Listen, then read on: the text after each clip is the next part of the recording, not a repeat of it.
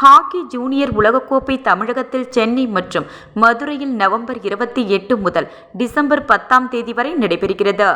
Hockey விளையாட்டு குறித்து பொதுமக்களுக்கு விழிப்புணர்வை ஏற்படுத்த உலகக்கோப்பை அறிமுக விழா மற்றும் சுற்றுப்பயண தொடக்க விழா இன்று காலை அகரம் பகுதியில் உள்ள லட்சுமி நாராயணா மருத்துவமனை மற்றும் கல்லூரி வளாகத்தில் ஆசியா ஹாக்கி கூட்டமைப்பு தலைவர் சந்தீப் ஆனந்த் மற்றும் துணைத் தலைவர் ஸ்வேதா ஆகியோர் வழிகாட்டுதலின்படி வெகு சிறப்பாக நடந்தது.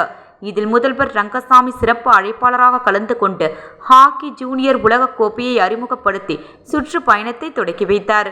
இந்நிகழ்ச்சியில் நியமன சட்டமன்ற உறுப்பினர்கள் தீப்பாய்ந்தான் செல்வம், லட்சுமி நாராயணா மருத்துவக் கல்லூரியின் CEO அன்பு, டீன் பாலகுருநாதன், மக்கள் தொடர்பு அதிகாரி விஷ்ணுலி, புதுச்சேரி சங்கத்தின் செயலர் அன்பழகன், மூத்த பயிற்சியாளர் மூர்த்தி, டாக்டர் பழனி ஆகியோர் நிகழ்ச்சியை ஒருங்கிணைத்தனர்.